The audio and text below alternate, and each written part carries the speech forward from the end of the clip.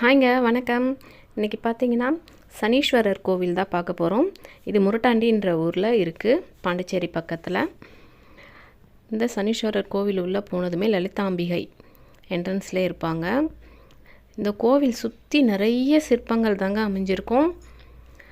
இதெல்லாம் பார்த்திங்கன்னா ரிஷிகள், முனிவர்கள், சித்தர்கள்னு அவங்களுக்கு கீழவே ராசி, நட்சத்திரம் அதெல்லாம் இருக்கும். இந்த ராசிக்காரருக்கு இந்த நட்சத்திரம்னு அதுவும் அழகாக எழுதியிருக்கும்.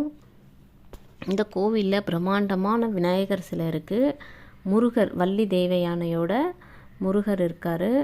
இந்த கோவிலுக்கு நம்ம தரிசனம் பண்ணும்போது நம்ம ஜாதகத்தில் 7.5 சனி, ஜென்ம சனி எல்லாம் கொஞ்சமாவது குறையும், அந்த பார்வையிலேருந்து கொஞ்சம் கம்மியாகும்னு சொல்கிறாங்க. கண்டிப்பாக வந்து பாருங்கள். இந்த சனீஸ்வரர் 27 அடி உயரமுள்ள சனீஸ்வரர். எல்லா சனீஸ்வரருக்கும் பார்த்திங்கன்னா காகம் தான் வாகனமாக இருக்கும். ஆனால் இந்த சனீஸ்வரருக்கு கழுகு வாகனமாக இருக்குது. இவர் தியான கோலத்தில் கொஞ்சமாக கண்ணு திறந்த மாதிரி இருப்பார். ஏன்னா சனி பார்வை நேராக நம்ம மக்கள் மேலே விழக்கூடாது அப்படின்றதுக்காக.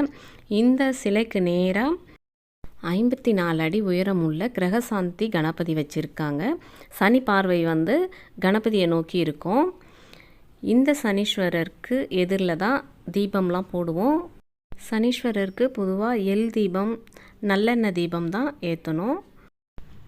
அப்படியே அந்த சிலைக்கு பின்பக்கம் வந்தீங்கன்னா 12 அடி உயரமுள்ள நவகிரகங்கள் இருக்குது. அதை சுற்றியும் இந்த மாதிரி ராசிகள்லாம் அழகாக சிலை வடிவமைச்சிருப்பாங்க. இந்த ராசிக்கு கீழே நீங்கள் என்ன மரம் வைக்கணும், இந்த ராசிக்கு இந்த மரம் வைக்கணும்னு சொல்லிட்டு அந்த மரத்தோட பெயரும் எழுதியிருக்கும்.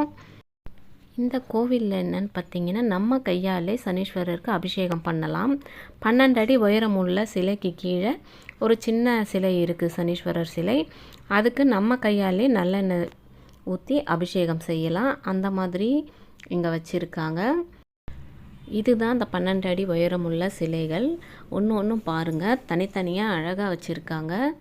இதை சுற்றி தான் அந்த ராசிகள்லாம் வச்சுருக்காங்க.